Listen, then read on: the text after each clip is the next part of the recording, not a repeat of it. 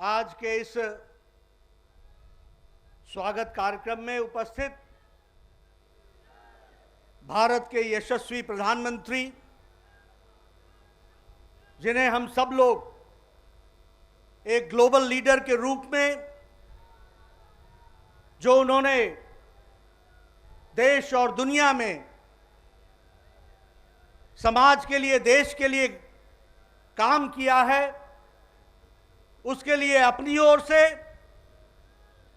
करोड़ों उनके प्रशंसक जो दुनिया भर में हैं उनकी ओर से और भारत के करोड़ों लोगों की तरफ से उनका मैं हार्दिक अभिनंदन करता हूं, स्वागत करता हूं। आज हमारी दिल्ली की जनता सुबेरे से ही अपने प्रिय नेता के स्वागत के लिए यहां पर आई है और पूरे हर्षोल्लास के साथ वो आदरणीय प्रधानमंत्री जी का स्वागत करने के लिए आतुर है। हम सब लोग जानते हैं कि प्रधानमंत्री जी जो दिन रात पूरी लगन के साथ 130 करोड़ की जनता की जहां सेवा में लगे हैं, वहीं विश्व के पटल पर भी भारत के विचार को और भारत के वैचारिक पृष्ठभूमि को पूरी ताकत से हर मंच पर रखते रहे हैं। अभी हम सब लोगों ने देखा, कोरोना के संक्रमण काल के 2 साल के पश्चात उन्हें अमेरिका जाने का और भारत को की नुमाइंदगी करने का और भारत के विपक्ष को रखने के लिए आमंत्रित किया गया था। उनकी 5 दिन की यात्रा बहुत ही छोटी यात्रा थी, लेकिन वो पूरे ही व्यस्तता के साथ, इंगेजमेंट्स के साथ और वहां के समाज के सभी लोगों के जो देश और दुनिया में राजनीति में मायने रखते हैं, उनके साथ उनकी मुलाकात, उनकी बातचीत हुई है। मैं अपनी ओर से और जो सारे दुनिया में भारत का डंका बजाया है प्रधानमंत्री मोदी जी ने,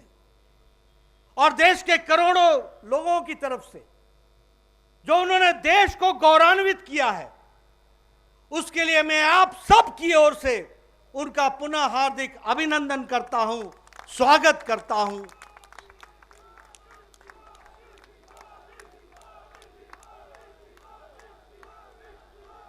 आज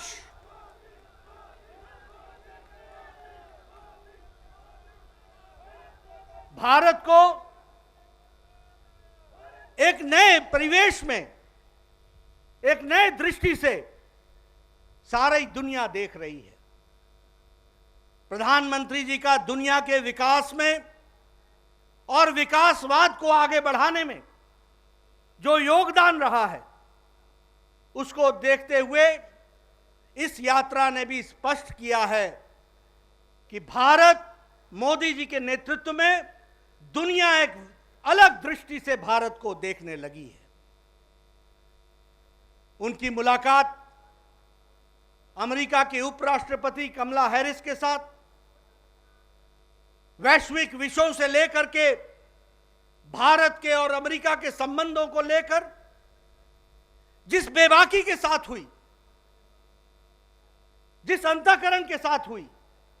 वह स्पष्ट बताता है कि दुनिया के नजरों में मोदी जी के नेतृत्व में भारत बदल चुका है और भारत को बदली निगाहों से देखा जा रहा है। आदरणीय प्रधानमंत्री जी का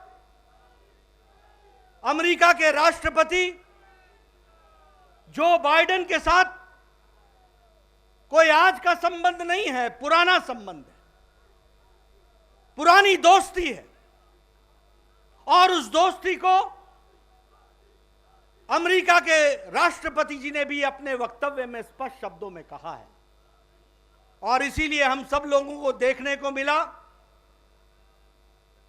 कि भारत के प्रधानमंत्री और अमेरिका के राष्ट्रपति जी की बातचीत किस आत्मीयता के साथ और किस बेबाकी के साथ भारत अमेरिका के संबंधों को लेकर और वैश्विक परिवेश में हुई है, वह भी भारत की स्थिति के बारे में एक अलग तस्वीर खींचता है और वह मोदी जी के नेतृत्व में हम सबको देखने को मिला है। हमें खुशी है कि जो बाइडेन और कमला हैरिस का प्रशासन जी तोड़ मेहनत कर रहा है कि भारत के साथ अमेरिका के संबंध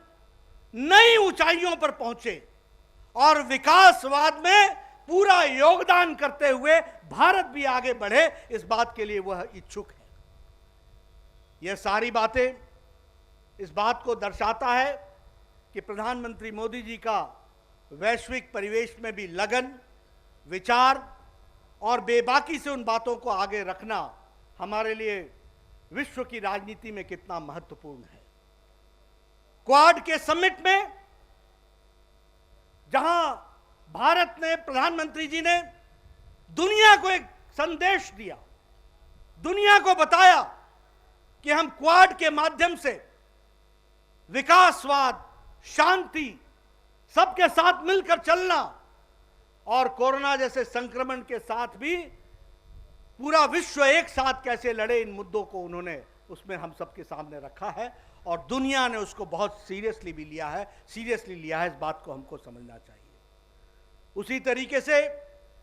यूनाइटेड नेशंस जनरल असेंबली में आपका वक्तव्य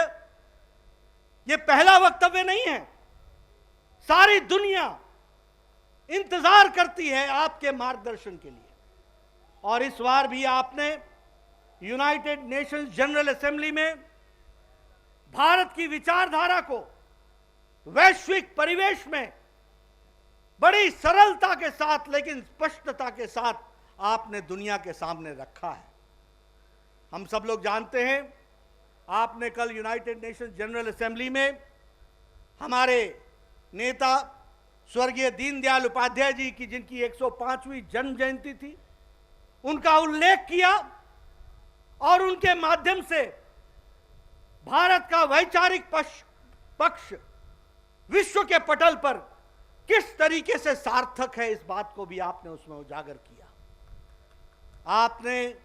एकात्म मानववाद की चर्चा की, एकात्म मानववाद से निकला हुआ अंत्योदय जो भारत के 130 करोड़ की जनता की चिंता कर रहा है और उसमें से निकला हुआ आपका कार्यक्रम सबका साथ, सबका विकास, सबका विश्वास और सबका प्रयास, उसको भी आपने उजागर किया। इस बात को हम सबको देखने को मिला। यूनाइटेड नेशंस जनरल असेंबली में आपने जिस तरीके से भारतीय परिवेश में वैचारिक पृष्ठभूमि को रखा, वहीं आपने विकासवाद के साथ साथ आपने जो कटु प्रश्न थे और दुनिया के लिए विषय बने हैं,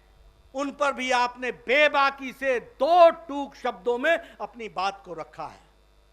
फिर चाहे वो आतंकवाद हो, फिर चाहे वो विस्तारवाद हो, फिर चाहे वो क्लाइमेट चेंज हो,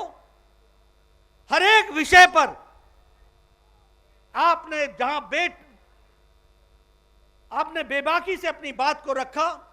दो टूक शब्दों में रखा, वहीं आपने साझा तरीके से सबके साथ मिलकर किस तरीके से इस समस्या का समाधान किया जाता है या जा सकता है, इस पर भी आपने इंगित किया है। हम सबको बहुत ही खुशी है कि आपने भारत का गौरव सम्मान तो दुनिया में बढ़ाया ही है, लेकिन भारत के 130 करोड़ जनता को भी गौरव का एहसास इन सब बातों से तो कराया ही है, लेकिन 157 भारत की कलाकृतियां जो विभिन्न कालखंड में भारत से चली गई थी, उनको वापस ला करके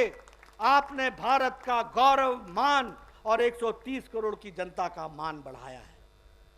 हम सब लोग आपको इसके लिए कोटि कोटि आपका अभिनंदन करते हैं, स्वागत करते हैं। और मैं इस मंच से, जहां आपने भारत को ग्लोबल प्लेयर बनाया है और ग्लोबल प्लेयर बनाने के साथ साथ आप ग्लोबल लीडर के तरीके से इन विषयों को आपने रखा है, उसके लिए भी देश के करोड़ों प्रशंसक जो बाहर हैं उनकी तरफ से और देश के करोड़ों लोगों की तरफ से आपका कोटि कोटि अभिनंदन, आपका कोटि कोटि स्वागत। हम इसी विश्वास के साथ आपके साथ पूरी पार्टी, पूरा देश और ये जो हमारे दिल्ली के गणमान्य नागरिक सुबेरे से आए हैं, ये सब आपके साथ खड़े हैं। मैं पुनः आपको इसके लिए धन्यवाद भी देता हूं, आपका अभिनंदन भी करता हूं और हमारे जो दिल्ली के गणमान्य लोग उनके स्वागत के लिए आए हैं उनको भी मैं अभिनंदन करता हूं, जो सुबह से आकर के हौसला बढ़ाने के लिए, उनके द्वारा किए गए कार्य को आगे बढ़ाने के लिए आए हैं। इन्हीं शब्दों के साथ बहुत बहुत धन्यवाद। नमस्कार, मैं हूं मानक गुप्ता। अगर आपको हमारा ये वीडियो पसंद आया हो तो इसे लाइक और शेयर जरूर करें और हां, हमें सब्सक्राइब और फॉलो करना ना भूलें ताकि आप देश और दुनिया की कोई खबर मिस ना करें। तो जुड़े रहिए हमारे साथ और देखते रहिए News 24।